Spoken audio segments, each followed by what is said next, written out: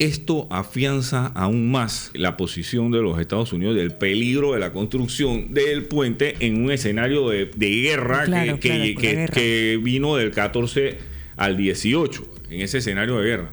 El otro temor que había era el temor de que derrumbaran el puente. Y de alguna manera, si se volaba el puente, si se derrumbaba el puente, esto podía generar que de alguna manera se afectara el tránsito por el canal. Que se hicieran por tierra, infantería, movimiento de tropas a través de desembarcos, ataques marítimos, y ya empezaba el tema de la aviación con cierta fluidez. Y en la Primera Guerra Mundial la aviación ya empezó a desarrollarse un poco. Tenían miedo también a que hubiera un ataque aéreo a el Puente de las Américas. Y ya nuestro invitado está por aquí acompañándonos, el licenciado José Abel Almengor, abogado, escritor panameño, reconocido por esa difusión de historia en Panamá, por la literatura, por supuesto abogado, exfuncionario de gobierno. Él ha logrado conectar el derecho, la historia y la identidad nacional, convirtiendo muchos de sus libros en herramientas de reflexión, de memoria, de educación cívica. Ese trabajo literario contribuye a fortalecer este conocimiento histórico y el orgullo panameño, y lo posiciona como una voz relevante dentro de este ámbito cultural e intelectual del país. Buenos días, licenciado. Muchas gracias, Gigi, por la invitación en este día tan especial, que tú misma reseñas como un día festivo para México. Correcto. Y evidentemente que de ese tema habría que agregar algo.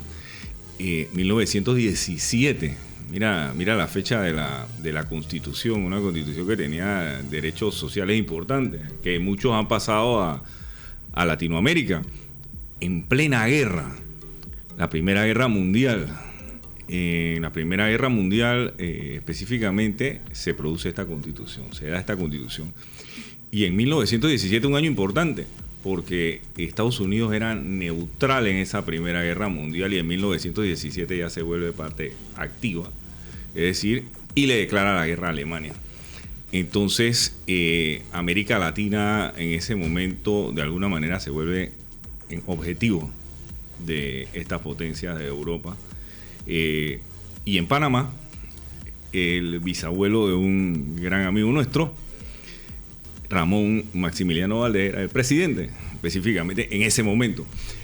Y Ramón Maximiliano Valdés le declara la guerra a Alemania, siguiendo de igual manera lo que era lo que Estados Unidos estaba buscando en ese momento. Se le declara la guerra a Alemania, y en ese momento muchos ciudadanos alemanes que se encontraban en Panamá eran mirados con recelo. Se pensaba que eran espías, incluso algunos de ellos fueron deportados. Fue una situación compleja, y traigo todo esto a colación porque el tema que vamos a conversar, que es el tema del Puente de las Américas, es un tema que viene desde mucho tiempo atrás. Es decir, el Puente de las Américas se inaugura en 1962, pero antes de 1962 hubo una gran lucha generacional de muchos panameños para que de alguna manera se pudiera pegar lo que el hombre había separado. Lo que nació. Eso es parte de la historia que no conocemos nosotros como panameños. No está en los libros de ciencias sociales. Lo que estaba definitivamente pegado, que se separó para comunicar el mundo, es decir, para comunicar los dos océanos, el Atlántico y el Pacífico, para comunicarlo, se separó. Pero después Panamá quedó partido en el medio, y el interior de la República, como lo conocemos, y las ciudades de Panamá y Colón quedaron totalmente separadas. Independizadas una de la otra. Separadas.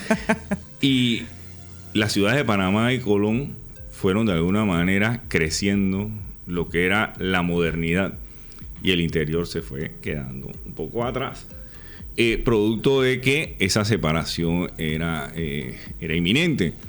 Entonces las personas en ese momento, las personas hoy en día ven el puente de las Américas, ese armatroste que hay ahí, el puente de las Américas, que es un símbolo de la identidad nacional, armatroste de hierro, ¿sí? Que es un símbolo de la identidad nacional, y no saben, de pronto, piensan que eso estuvo ahí siempre, que claro, eso es algo que estuvo ahí siempre, y eso no estuvo ahí siempre. Hoy vamos a contarle la historia de una de las obras de ingeniería de los símbolos históricos más importantes de Panamá. Toda esta historia que va ligada al canal de Panamá. Que debe ser declarado Patrimonio Histórico de la Humanidad. ¿Verdad? Y que debe dársele el mantenimiento que requiere, y que definitivamente es tan importante que el diseño del Puente de las Américas fue realizado por una empresa que también generó lo que en su momento fue el diseño del Busch Stadium de San Luis, en la casa de los Cardenales de San Luis, que ganaron varias series mundiales en el Busch Stadium de San Luis.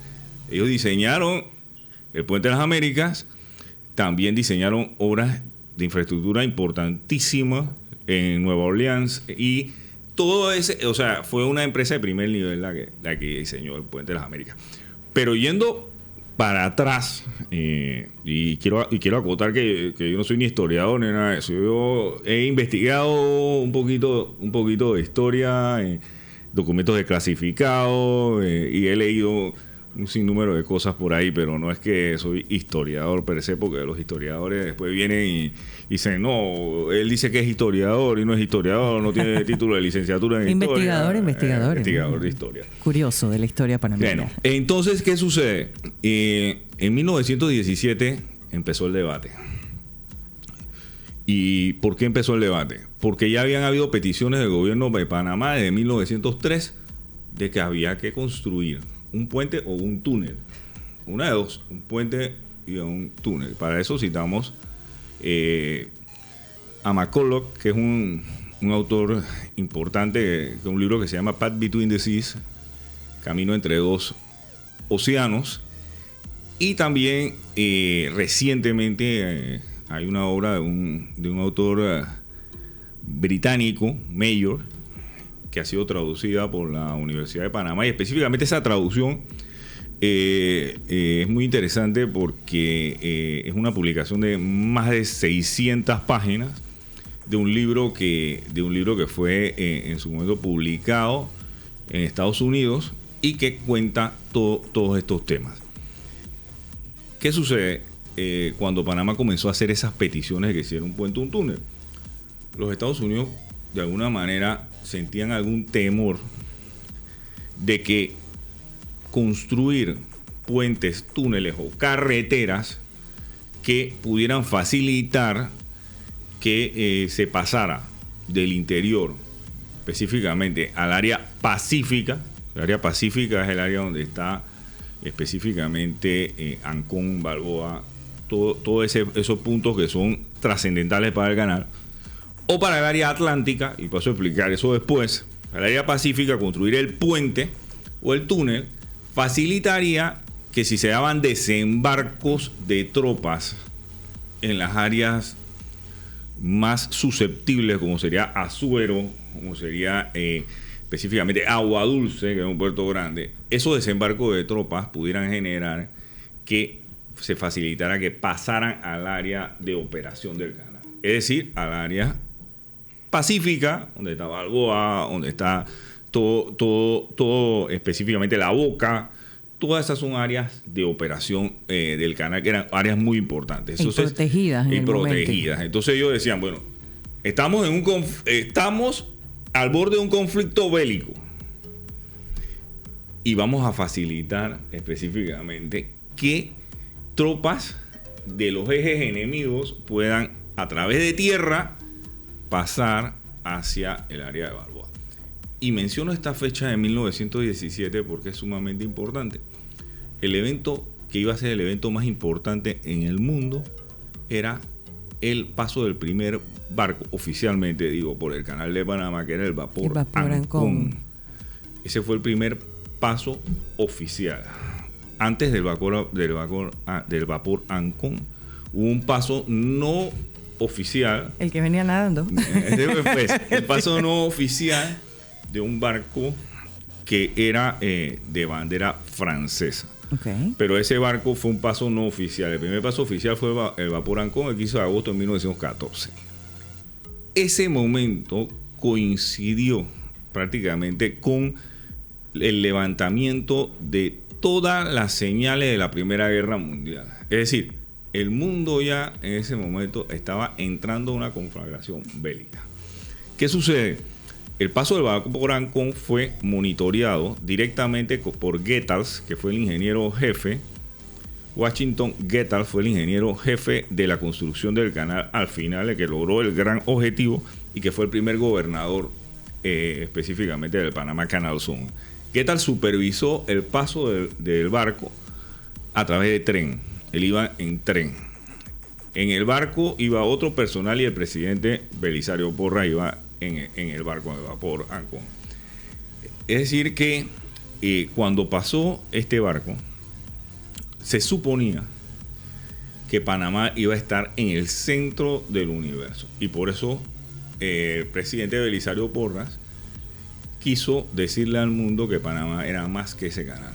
Y por eso se diseñó, y esto ya lo digo, imitando ferias muy importantes que habían en Inglaterra y en otros países, se diseñó la Feria de la Exposición. Hoy se conoce como el Barrio de la Exposición. El Barrio de la Exposición queda en Caledonia. Esos eran unos terrenos enormes que daban hasta el mar. Ahí hay edificios que la mayoría fueron diseñados por Villanueva Meyer, que era un arquitecto peruano que hizo muchos trabajos para Panamá, como los edificios, lo que hoy conoce como la Casa Porras, que es hoy alberga la Procuraduría General de la Nación, la Embajada de España, la Gobernación y específicamente los Archivos Nacionales. Todos esos edificios tienen una estructura similar, porque fueron creados para el barrio de la Exposición, tratando de mandarle al mundo un mensaje que Panamá tenía escenarios de modernidad muy adecuados a los a los diferentes países de Europa. Y ahí se empieza el diseño y la construcción de algo que se llamó el Gran Elefante Blanco, el Hospital Santo Tomás. Se logró que España, a través de su rey, financiara una importante estructura que hay en la Avenida Balboa, que es la estatua de Vasco Núñez de Balboa. Wow. Todos estos son obras de Porras que se hacen con motivo de la exposición. Pero cuando estalla la guerra específica, está también la Procuraduría de la Administración dentro de esos edificios que todos circundan el Parque Porras. Cuando estalla la guerra, todo esto pasa a segundo plano. Y el diseño del barrio de la Exposición, que era un barrio modelo, después se fue llenando de piedreros. Hoy en día lo están recuperando. A la administración de Blandón comenzó a recuperar el barrio de la Exposición. Tenía trazados de calle que eran perfectos. Si usted va al área ese de específicamente donde está el Parque Porras, usted ve que los trazados de la calle son perfectos, que las avenidas son más amplias, que es algo que es un diseño realizado de manera intencional. Entonces, cuando se da todo este diseño del barrio de la Exposición, estalla la guerra.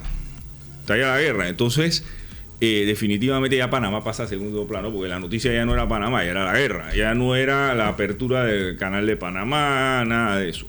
De hecho, el canal de Panamá empieza a pasar regularmente los buques después del 1919, cuando ya concluye la guerra, porque también se dieron algunos problemas en el área del Corte Culebra, derrumbes, ahí hubo que hacer muchos dragados, y ya regularmente empieza lo que es el paso de buques después de 1919.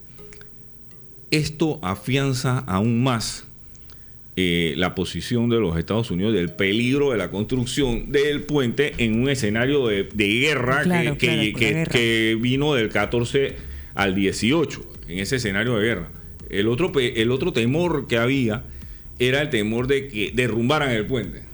Y de alguna manera, si se volaba el puente, si se derrumbaba el puente, esto podía generar que de alguna manera se afectara el tránsito por el canal. Todavía hay varios escenarios.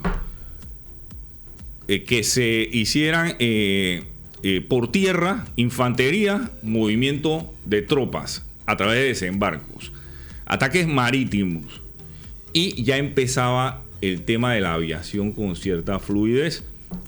Y en la Primera Guerra Mundial la aviación ya empezó a desarrollarse un poco. Tenían miedo también a que hubiera un ataque aéreo a el Puente de las Américas y lo derrumbaran. Claro. Eso nos generó que el tema del puente se fuera postergando en diferentes gobiernos, postergando. ¿Cuánto tiempo se postergó? Se postergó hasta que Harmodio Arias Madrid fue presidente de la República en 1930-31. Eso venía postergándose, pero ya había una avalancha de reclamos de Panamá para la construcción del puente. Harmodio Arias, el doctor Harmodio Arias Madrid, uno de los abogados más notables que ha tenido el país, graduado en Londres de doctora, a través de una beca, y cuya tesis de graduación es muy traducida, se llama El Canal de Panamá, una tesis de 1911, la tradujo la UMA hace unos años, en el 2014, la volvió a traducir. El doctor Harmodio Arias comenzó a hacer una serie de reclamaciones, pero las más profundas fueron la construcción de un túnel o de un puente, y la segunda, que la logró en el famoso tratado Arias-Roosevelt, y la logró porque Roosevelt era un presidente bastante abierto. Tú hablaste de Franklin Delano Roosevelt hace un momento, con las políticas del New Deal, y Franklin Delano Roosevelt no quería un puente. Era la realidad, y los documentos desclasificados lo muestran. Pero lo que él logró fue dejar que Panamá de una vez por todas fuera un protectorado norteamericano. ¿Por qué? Porque desde 1846, eso no se sabe, que se da el tratado Mayarino-Bimblack, que fue el tratado que se hizo para la protección del ferrocarril de Panamá con la Nueva Granada, ni siquiera con Colombia. Con la Nueva Granada, Estados Unidos tenía derecho a intervenir en la línea del ferrocarril si habían algún tipo de amenazas relacionadas específicamente con motines por parte de dificultades que se daban entre los dos partidos que existían en Colombia en ese momento, que era el conservador y el liberal. Esta gente estaba permanentemente en guerra. En pelea.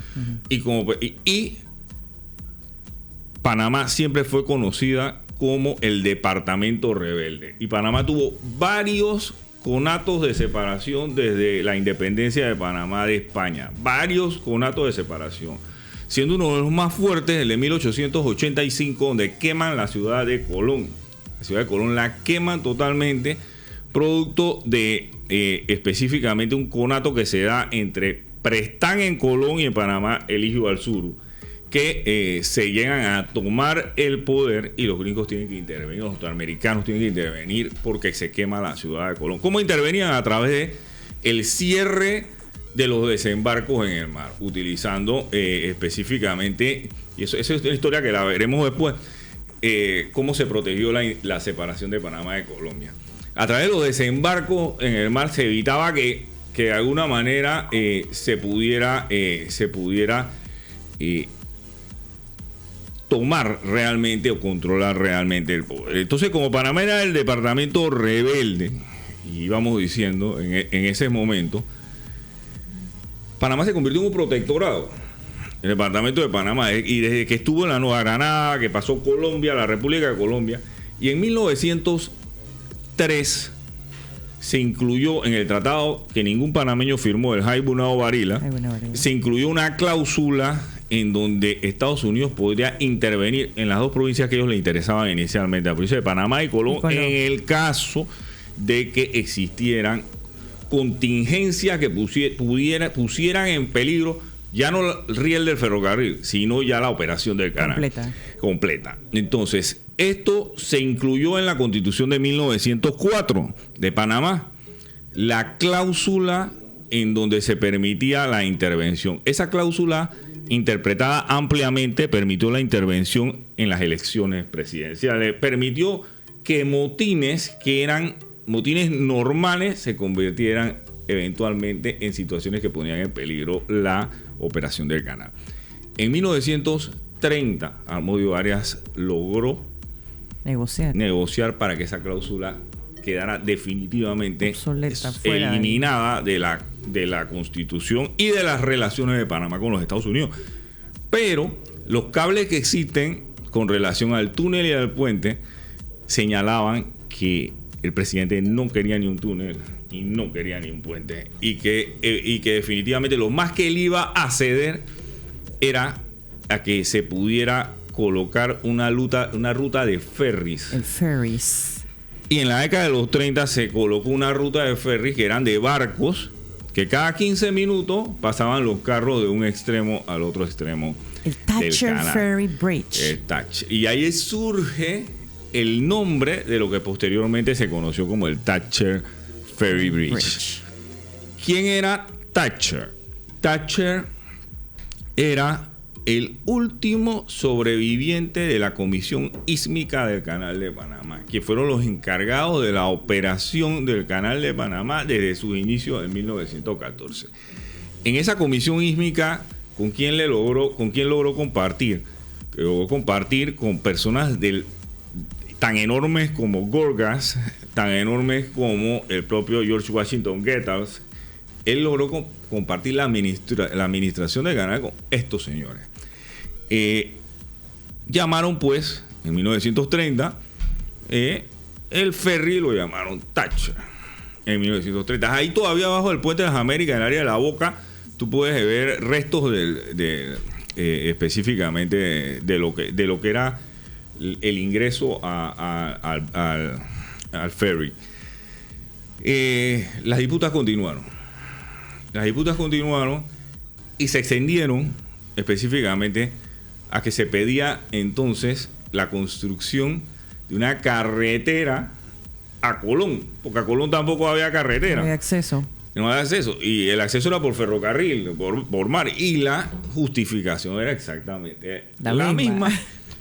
Para cómo vamos a construir una carretera que va a permitir que pueda haber desembarco que lleven acceso a instalaciones del Canal de Panamá en el área atlántica, en el área pacífica.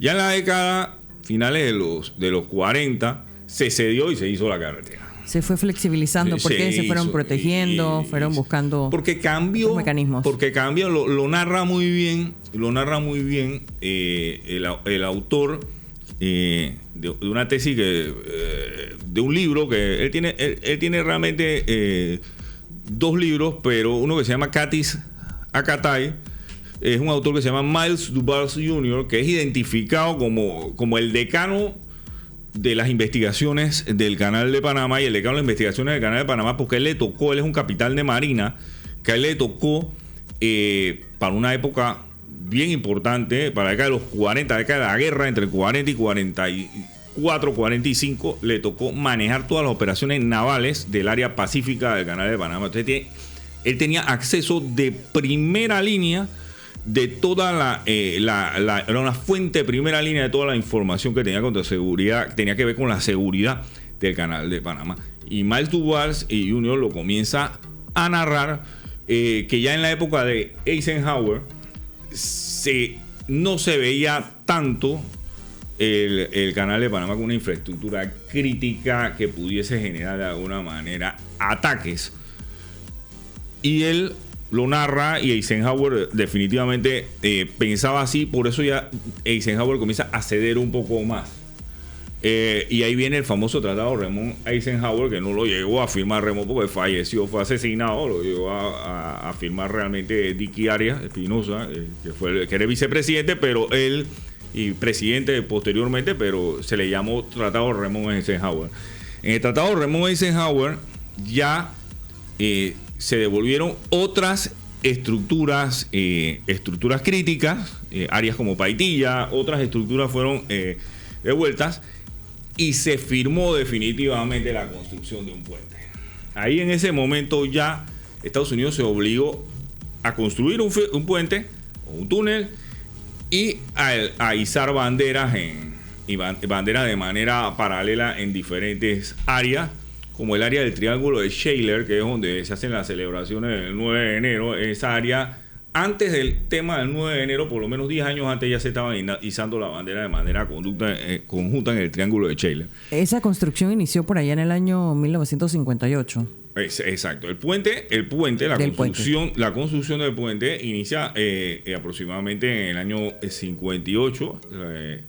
Las primeras paladas las da el presidente Ernesto de la Guardia Jr. Él aparece con unas palas como persona del canal, haciendo las primeras paladas de la construcción del Puente de las Américas. Pero no debemos perder algo de vista. Esa área donde estaba el Puente de las Américas es un área de seguridad y de control de los Estados Unidos de América. Esa no era una área de seguridad y control de Panamá, sino de los Estados Unidos de América, porque era un área que era un área de una infraestructura crítica.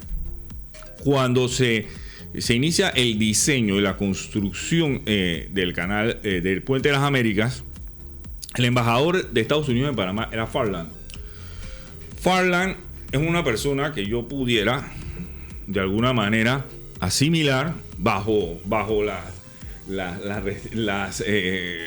o de alguna manera tenía algunas similitudes con el actual embajador, ¿sí? Sí. Y te digo, ¿como cuál? El actual embajador, una persona que sabió mediatizarse mucho con los panameños. Es una persona que yo puedo identificar hasta como muy querida por los panameños, porque él se va allá a Los Andos, a todos lados, él anda por todo Panamá. Entonces, Farland era igual. A Farland lo nombra Eisenhower como embajador.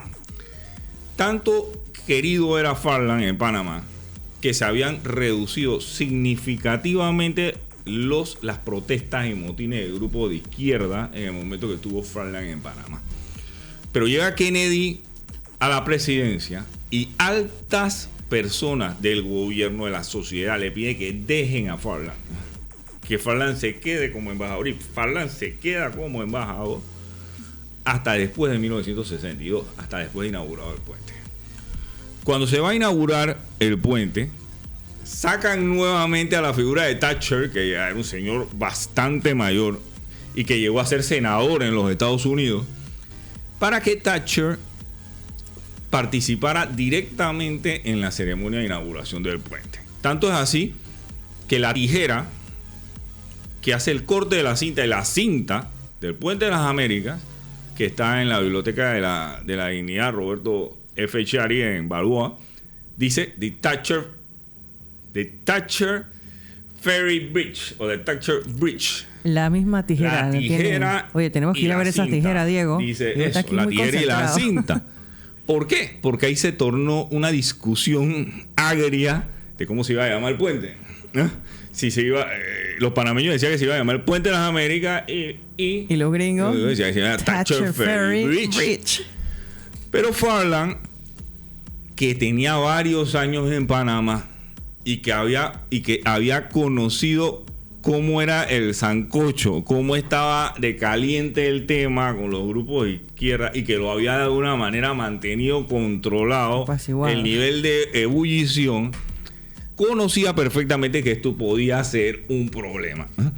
Como él conocía perfectamente que esto podía ser un problema, de que el señor contara la cinta, de que el puente se llamaba Thatcher Ferry Bridge, todo, entonces él incluso se comunica con Kennedy y le dice: no enredemos más esto, llamemos el puente de las Américas. Pero se inauguró con el nombre de Thatcher Ferry Bridge y luego se cambió. Él no recibe respuesta. Él se queda sin respuesta y se da el acto de la inauguración, en la que hay ciertas protestas en diferentes áreas en donde el puente lo abren, porque hay por ahí unas fotos donde ven gente que están subidas en la estructura, porque el puente está un número de horas antes que empiecen a pasar los carros, que la gente comienza a caminar por los extremos del puente, pues ese puente inicialmente era un puente para carros y para que las personas caminaban. Por eso a los lados tenía áreas por donde las personas podían caminar. Eso después, con la ampliación del puente y la colocación de las vallas anti-suicidio de los ¿cómo se llama? De toda esa estructura, pues. De toda esa estructura que tiene alambre ciclón hasta muy alto. Entonces ya ese puente deja de ser un puente para que las personas caminen. Entonces en ese momento la situación era tensa. El puente Panamá lo veía como presencia una americana. lucha generacional. Eso es importante, una lucha generacional que iba a permitir la conexión de las Américas que había estado separada. Entonces, evidentemente, Thatcher terminó cortando la cinta. El puente terminó con el nombre de un lado, decía específicamente Puente de las Américas, en un mirador, y en la pata de la boca, a las personas que les guste hacer senderismo, lo que sea, en la pata de la boca, del área de la boca, hay un sendero, una trocha, donde uno camina y llega directamente a la pata del puente, a la primera, a la segunda, y caminando por una carretera de piedra a la tercera pata, pero hay que tener un poquito cuidado con las mareas, porque a veces si está alto se puede llenar el área donde están las piedritas y te puede quedar del otro lado y te quedas ahí atrapado. Hay que ir en kayak. De miedo con el tema de los cocodrilos. Los cocodrilos. Se puede llegar también en kayak. Pero se puede llegar. Hasta aproximadamente antes de 1999, en esa segunda pata del puente había una placa que decía The Thatcher Ferry Bridge. Más allá de la década de los 90. Y esto es importante, ¿por qué decirlo? Porque en 1979 finalmente esta discrepancia acabó con el, de alguna manera, si lo podemos decir, Estados Unidos entregó el puente después de los tratados. O sea, y el puente pasó a Panamá. Pero luego de la inauguración, la Asamblea de Diputados de Panamá hizo una ley en donde dijo que cualquier comunicación a la que se refirieran a ese puente tenía que llevar el nombre de Puentes Américas, si no, no iba a ser contestada. A ese nivel llegó el tema de la tensión en su momento, que es una tensión, y esto yo siempre lo menciono, es un tema de geopolítica, porque todas las interpretaciones de los tratados, y esto es súper largo, lo que tiene que ver con las negociaciones, por ejemplo, el tratado Herrán-Hay, que fue el tratado que el Senado colombiano rechazó en 1903, en junio de 1903, en donde señaló pues que no iba a haber ningún tipo de canal aquí en Panamá, y lo rechazó el Senado colombiano. Desde ese momento nosotros no podemos perder de vista que Colombia, a través de la Nueva Granada, tenía un tratado con Estados Unidos que tenía que ver con el ferrocarril. Y ya existían Teddy Roosevelt, en este caso el presidente de los Estados Unidos, y su canciller, el señor Hay, que ha sido uno de los cancilleres más grandes que ha tenido los Estados Unidos, definitivamente interpretaban en ese momento que ese tratado permitía también de alguna manera construir un canal. Y ellos habían hasta analizado la posibilidad de ocupar el istmo y después resolver el tema. Ocupar el istmo y después resolver el tema. Entonces, ya desde ese momento, nosotros deberíamos ver que la interpretación que se mantenía geopolíticamente, digo esto, no quiero ser mal interpretado, geopolíticamente, era que esa área era para el beneficio del mundo y que no podía ser de alguna manera evitado la construcción de una infraestructura que iba a ser para el beneficio del mundo. Mire cómo dice nuestro escudo de armas, pro mundi beneficio. Oye, entonces, que esta es una área que es una área estratégica geopolíticamente. Todo esto que yo vengo mencionando no ha variado con el curso del tiempo. O sea, aquí nosotros vemos algunas posiciones que son posiciones totalmente inflexibles con relación al tema de la soberanía, pero al final todo esto es un tema de ponerse de alguna manera de acuerdo. Otro día podemos conversar con más profundidad el tema de qué pasó. Miren ustedes, ¿qué pasó después de la separación de Panamá de Colombia? ¿Qué sucedió? Porque el 3 de noviembre se da la separación de Panamá y Colombia. Prácticamente en Panamá se da la comunicación. En Colón se dio un desembarco de tropas colombianas a través de los generales Tovar y Amaya, que fueron bloqueadas por no prestarle el ferrocarril para transportar a los soldados específicamente a la ciudad capital. Y ahí llegaron dos barcos norteamericanos a bloquear el área atlántica, el Nashville, el Dixie, a bloquear el área atlántica de Colón para impedir desembarcos con fines bélicos.